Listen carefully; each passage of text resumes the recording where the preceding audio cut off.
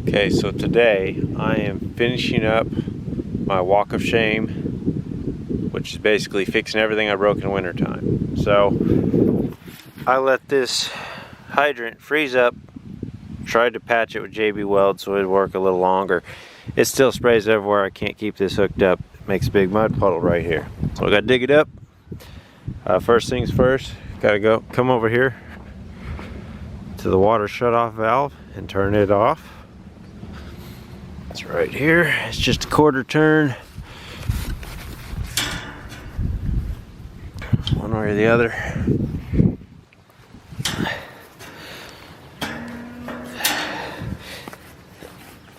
There it is. There it is. Just like that. I got a big helper over here. That's Captain Hook. He's kind of a pain in the butt, especially if you're not paying attention to him. So if he leaves this pen, I'm locking him out so I don't have to worry about him. Let's check, see if the water's off.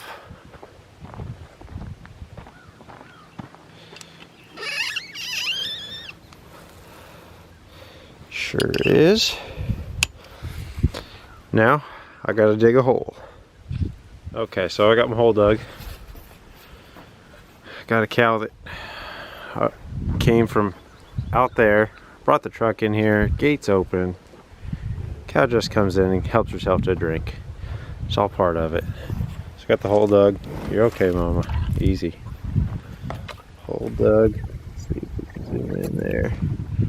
So there at the bottom there's a fitting, and I've had to fill this up every morning since that's busted and I can't do the auto filler. So here's the fitting here. And the way these work is there's a rod that runs up there to the handle, and the handle pulls the rod, and this right here is the valve. And that is where the water shoots out, so that when the valve is closed, right here, the water from the pipe drains down out of this little pee hole so this doesn't freeze, so the pipe doesn't freeze. It doesn't have water in it. And that water stays below the freeze level. This one is well below the freeze level. It's at 20 some inches. Now I know what you're saying. You're probably saying, see your mama. You're probably saying, why doesn't he just change out this head? Well, if I break the head or break something here, I gotta change the whole thing out anyway. So we change the whole thing out. I take this and try to change it out with a different broken one. We've got one where the rod is snapped. It's snapped in the middle there. And so a lot of times what happens is they're theoretically made to be where you can change these parts. But what happens is this pipe gets crushed or this shatters. This is cast iron. So it's supposed to be, but not really, interchangeable.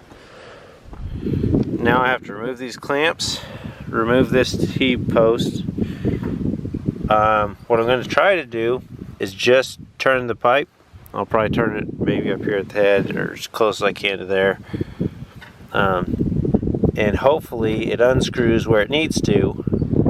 If not, then I have to dig this hole a lot deeper so I can get wrenches down there. Sorry, not deeper, wider. So I can get wrenches down there. There's water in the bottom because, like I said, I fill this up every morning. And that little valve there at the bottom lets the water out of the pipe when you turn it off. So there's water at the bottom. I got another helper. So that kind of made it easier to dig. What I'm going to do when I put this in is throw rock down there so that the water has somewhere to go in between those rocks and stuff. And then cover it up with all this stuff, which has a bunch of rock in it anyway because I've replaced this multiple times. Okay, so got the old one out. It's the one in the middle. Now I got to figure out what size I need. That one's shorter, that one's longer. The short one I like because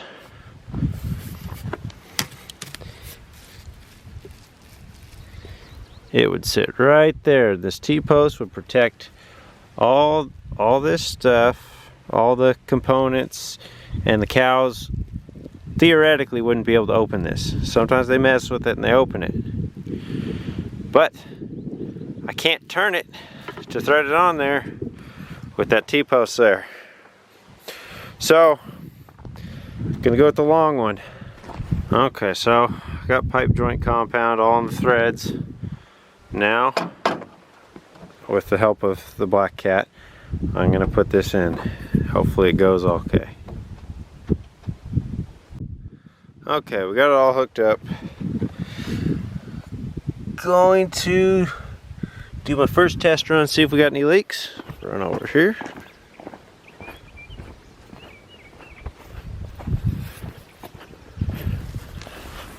Turn the water on, just corner turn. Damn, it's a pain in the butt. Alright, there we go.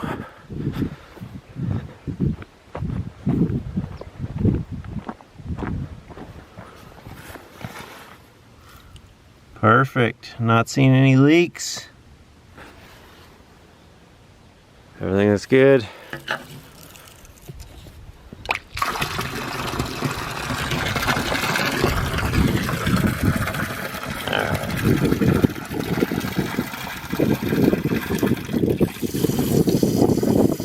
There's the water coming out of the tube.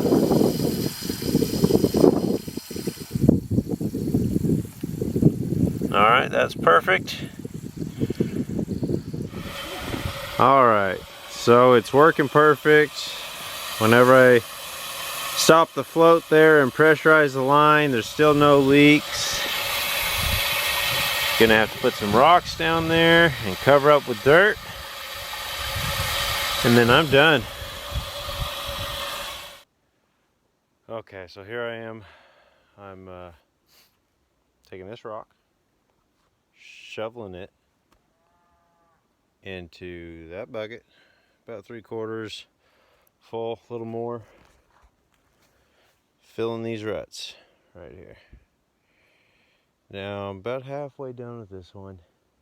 One bucket gets me about 1 linear foot of progress.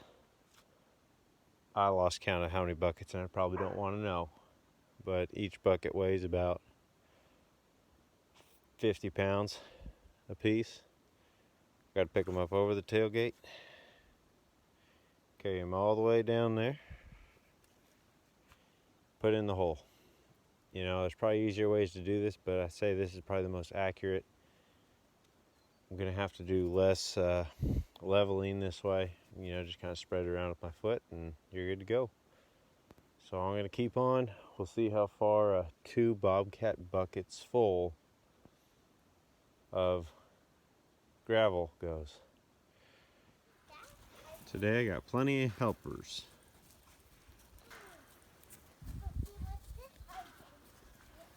See if we can get this done. Okay, so it started raining, but look at that. The walk of shame is finished.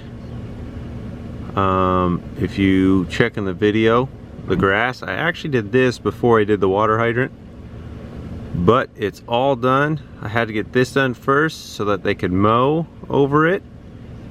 It's nice, flat. They can mow over it perfectly.